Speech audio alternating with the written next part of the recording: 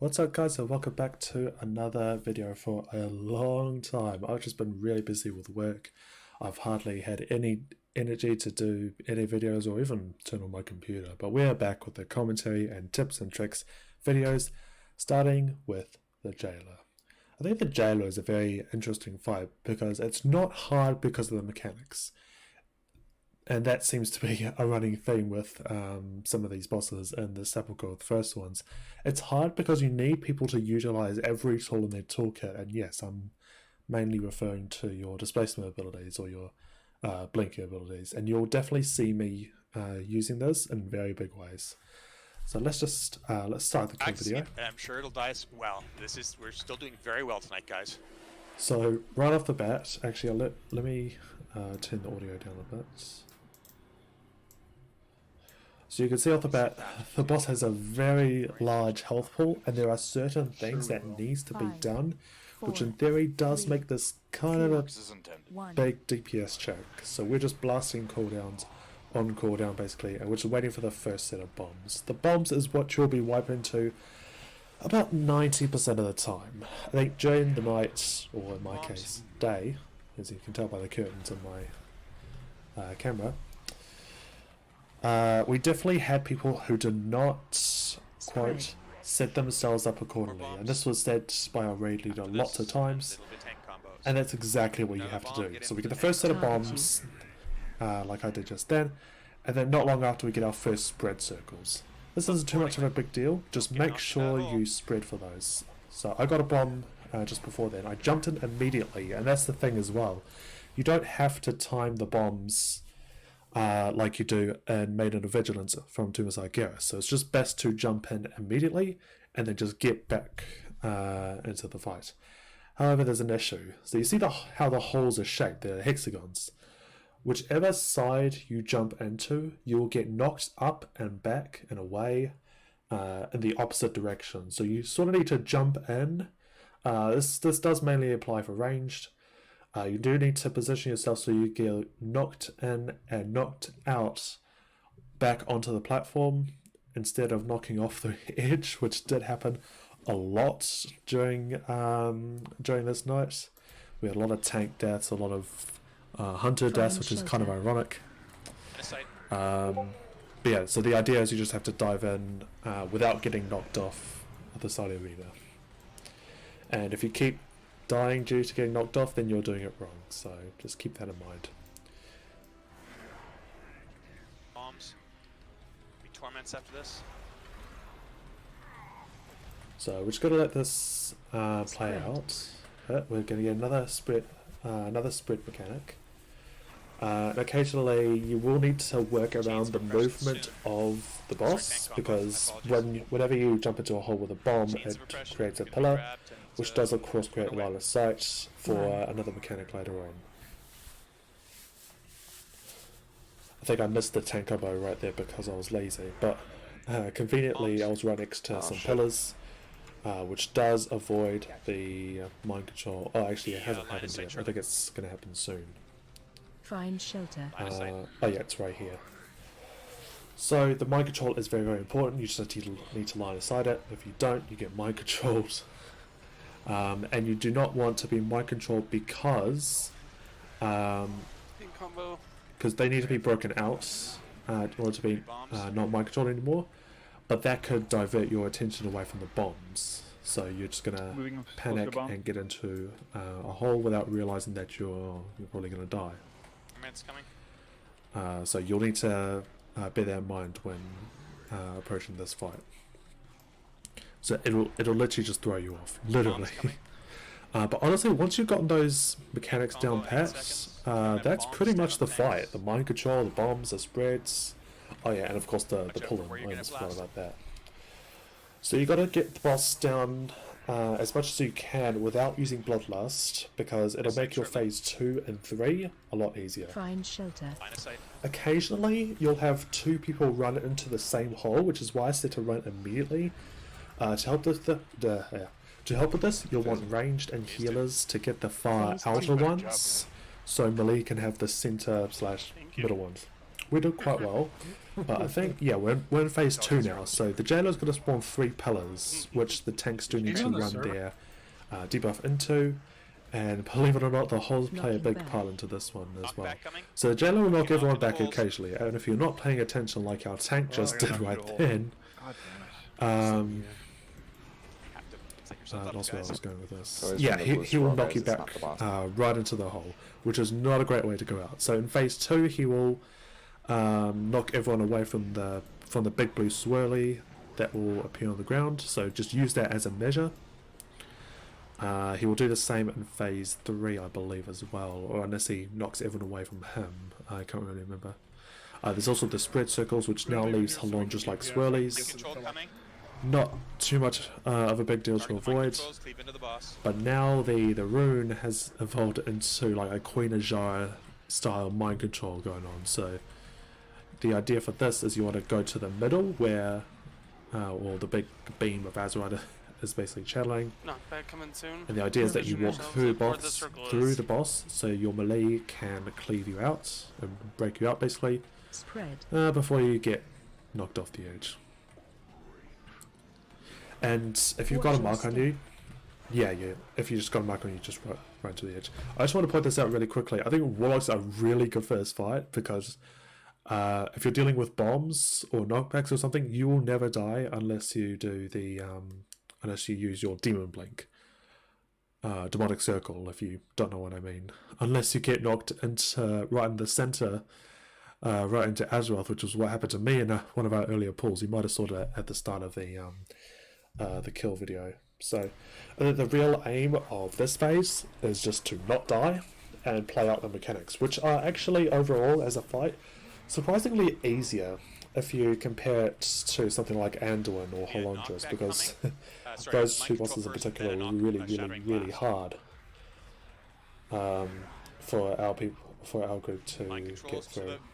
So you see another set of mind controls go out, they run to the middle. We're quickly breaking them out. Knocking back. Yeah, he does do another knockback. Pick up Bliff. Not the best pillar, sorry. And as a tank, you want to be moving the jailer near all the pillars, because when a tank goes to a pillar with its tank debuff, it destroys the pillar. So you want to go from pillar to pillar to pillar, basically. And you still want to be looking out for the knockback circle. So right here, I think this is where phase 3 begins.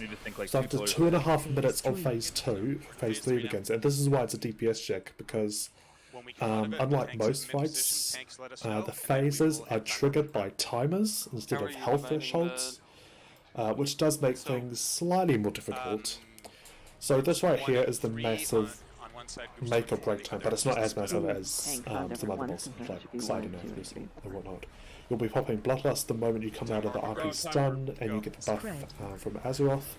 Interestingly, I tried to find out some more info about this buff, like does it deteriorate when she loses health, but I could not find anything about it. But regardless, this phase is where it'll keep you on your toes, so let's go through it. So you'll still have the spread circles and the knockback, but now you'll have a soak, which everyone needs to get in. I don't care what you're doing, you must get in this spread, because if Azeroth goes down, you wipe. And if you run out of room from a very old but very iconic mechanic, Defile, you wipe. So you could be strategical on Defile placement, but as it is normal, we just winged it. So still keep in mind that the knockback is a thing. It does not come from him, it comes from the blue circle. I don't know what else like that. And this is what I found quite funny. So where does it happen? There was a bit where everyone got chains. Yeah, I think it's right here.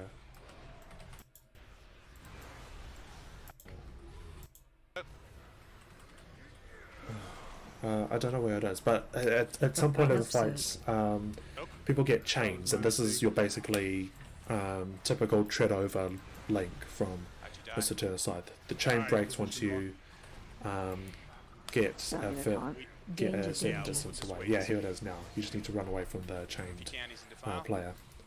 The chain breaks And then the soak comes in, which seems deliberate, because Soak, everybody in here. your whole rate's going to be, or not your whole rate, but your rate's going to be dissipated, yell at me and I can talk. which will make it harder for you to get mechanic. into It needs to be the like, I need a 17-second away from into the line. So I just thought that was really funny. That's how I don't sweat it. it was How long designed. till you can get me up? So you just keep pushing, make sure no one Knocking stands in the back. defile, Knock no back. one gets Sorry, knocked back. I think I do a big play here. Oh, no, it wasn't this one. To say, it looked like I was about to get File. knocked into a Danger, hole, danger. and then use my demon blink, but this wasn't it. So another defile comes in, another chain break. That's Oh, I the think places this where is it's what I gonna was be. talking about. So the So- chains Okay. break and then So- the line pops up. I wasn't noticing at the time, but looking back at it, I thought this was really funny. Spread. Still got a lot of people dead. Just moving away from the defile. Yeah, we've got Watch another your step. spread. I think in a minute here we'll have another.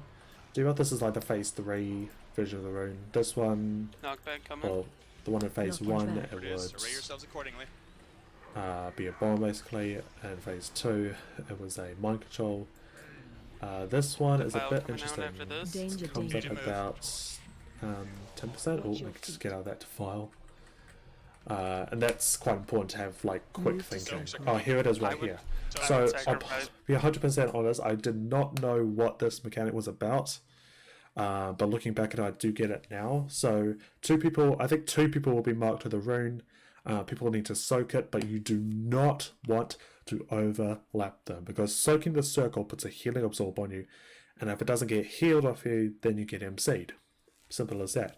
But having 2 stacks of it, like we had on some people, which was basically my fault, I think. 2 stacks of it is not the best idea, so just keep that in mind. Soak anyway. So Just this soak. happens, Okay. and you only have a very short With all amount of your time personal to cooldowns and heals and stuff like to that, guys. heal it off. So I use my water core down. I think I used Please my don't do health that stone again. Help soak. somewhere here, or maybe I died. Soak Okay, now the- this soak was a little weird because every other soak After this, if we get it, really everybody's- chunked Azeroth's health, Run off but if the you look at sacrifice. Azeroth's health bar, it barely moved. Knock back. Oh, it did move just then. I don't know what that was about. Another knockback comes in. This is getting really, really close. Defile coming File out. coming. to We didn't berserk. move. But you still just got to keep going. You do not want to. You do not want to get Stay in knocked the off red. and stuff like that. I think this Everybody. DPS check is pretty tight, Big burn.